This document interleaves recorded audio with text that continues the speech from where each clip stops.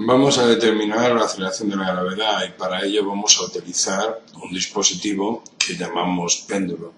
Vamos a seguir las técnicas de medición que hemos empleado en vídeos anteriores. Procedamos.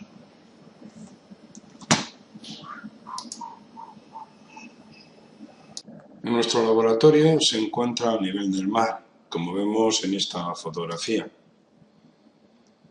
Aquí está nuestro laboratorio.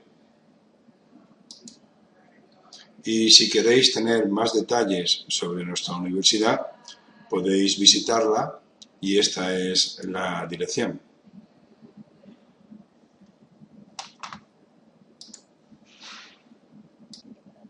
Una masa puntual, una bolita de acero, oscila suspendida mediante un hilo de masa despreciable e inextensible. Este dispositivo se conoce como péndulo simple y en el caso de que la masa no sea puntual, hablamos de péndulo físico. Separamos la bolita de su posición de equilibrio. Para ello la desplazamos cierto ángulo al soltarlo y después de cierto instante pasará de nuevo por la posición de equilibrio y posteriormente se encontrará en la situación que indicamos en la figura. El movimiento es curvilíneo y, por tanto, podemos aplicar la segunda ley de Newton, que establece que la suma de fuerzas en la dirección tangencial es igual a la masa por la aceleración tangencial. En este caso, la suma de fuerzas según la dirección normal no van a ser las responsables del movimiento de esta bolita. Por ello no lo tendremos en cuenta. El movimiento, como decíamos, es curvilíneo y por tanto la fuerza tangencial, que es la componente del peso en esta dirección,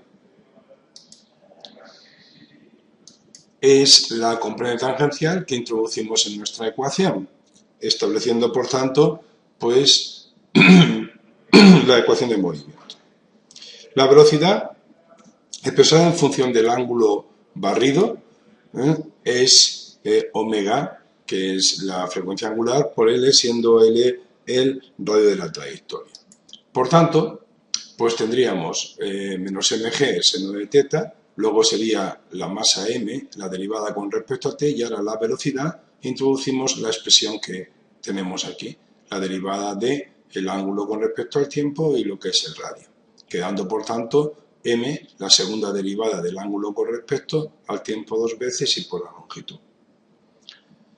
Si consideramos que la amplitud es muy pequeña, podemos entonces sustituir lo que es el seno del ángulo por el ángulo. En esta situación, la ecuación diferencial del movimiento adopta la forma que aquí indicamos. En esta situación podemos entonces comprobar que tenemos un movimiento vibratorio armónico y la ecuación diferencial que caracteriza este movimiento, aquí la tenemos representada. Y si comparamos entonces la ecuación característica de un movimiento vibratorio armónico con la ecuación diferencial a la que nosotros hemos llegado, es fácil, por tanto, deducir que nuestra velocidad angular sería la raíz de g de la aceleración de la gravedad partido por el radio de la trayectoria, que en nuestro caso es L. Y por tanto el periodo resultaría 2pi por la raíz de L partido por G.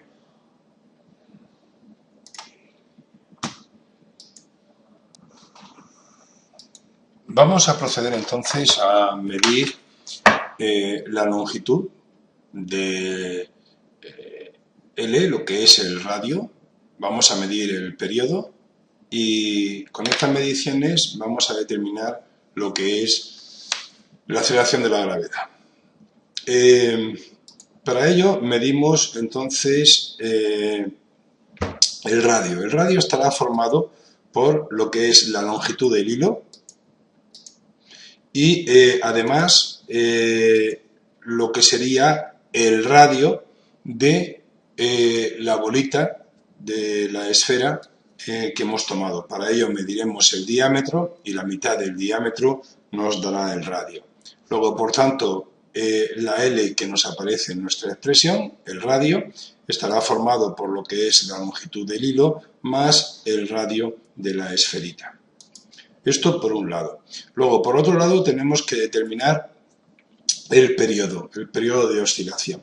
No vamos a hallar el tiempo empleado en una oscilación, puesto que el error pues, sería mayúsculo. Lo que vamos a hacer es medir 10 oscilaciones y el tiempo en esas 10 oscilaciones, de forma que el periodo sería ese tiempo dividido por 10.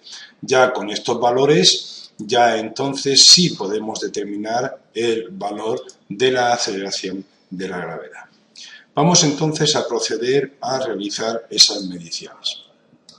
En concreto vamos a empezar por medir lo que es el radio, la longitud del hilo. Para ello empleamos un metro y vamos a medir la longitud. Efectuamos las mediciones correspondientes, determinamos el valor medio, la dispersión y encontramos pues que con esas tres medidas es suficiente y el valor medio aquí está representado. Este sería el error instrumental, más o menos 1 milímetro. Por tanto, como las dispersiones caen por debajo del error instrumental, pues nuestro resultado sería, por tanto, pues el valor medio más o menos ese error instrumental. Esta es, por tanto, la longitud del hilo. Ahora vamos a proceder a medir el diámetro de la bolita. Para medir el diámetro de la bolita vamos a establecer con un calibre y a través del nonius establecemos, por tanto, cuál es ese diámetro. Efectuamos la medición y con tres medidas vemos que el valor medio a calcular las dispersiones caen, por tanto, por debajo o del mismo orden que el error instrumental. Por tanto, pues el diámetro sería este valor, aquí el valor medio más o menos el error instrumental. Bien, con todo ello, pues la longitud sería ahora lo que es la longitud del hilo más el radio de la bolita. Y el error sería, pues al ser una medida indirecta, sería pues la parcial de L con respecto a la variable L, que es la longitud del hilo, y luego con respecto a lo que es D, el diámetro. Hallamos esas parciales e introducimos su valor y los datos obtenidos y encontramos que el error sería de 1.025 y la longitud del radio sería 8,97.025. Expresado correctamente, esta sería, por tanto, la longitud L del hilo más el radio de la esferita. Ahora vamos a medir el periodo de oscilación.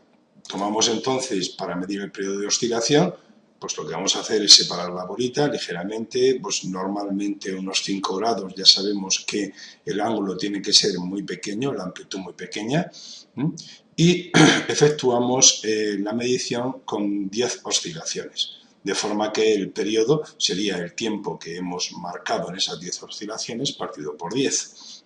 Y el error pues sería la parcial de t con respecto a t', a ese tiempo.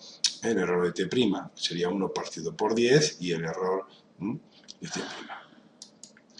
Bien, hacemos la medición, tomamos estas medidas, calculamos el valor medio, las dispersiones y como van a caer pues dentro del mismo orden que el error instrumental y tomamos, como lo tomamos el doble de la precisión, de forma que el valor sería pues 19 más menos 0.5.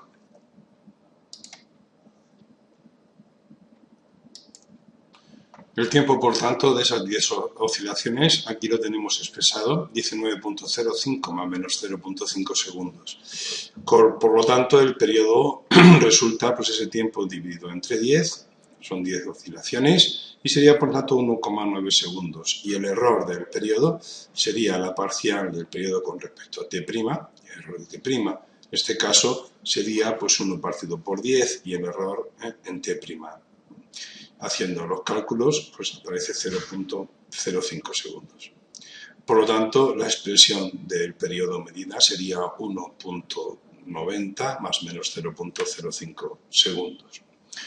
Bien, para determinar ahora el valor de G, vamos a elevar al cuadrado, tendríamos el periodo al cuadrado igual a 4pi cuadrado L partido por G. Para simplificar un poquito vamos a llamar T a T cuadrado y por tanto la aceleración de la gravedad despejando de esta expresión sería 4pi cuadrado L partido por ahora T. Y el error de T sería la parcial de T con respecto a T y quedaría pues sería 2T y el error del periodo. Con todo esto introducimos, bueno, ya el error, conocemos el error, sería la parcial de G con respecto a L y la parcial de G con respecto a T. La parcial de G con respecto a L es la variable, sería 4pi cuadrado partido por C, y la parcial de G con respecto a T en valor absoluto sería 4pi cuadrado LT cuadrado. Introducimos los valores correspondientes al error de L y al error de T que ya hemos determinado, y el valor de G también, lo introducimos los valores de L y T, y encontramos que G sería 9.8 más menos 0.5 metros por segundo cuadrado.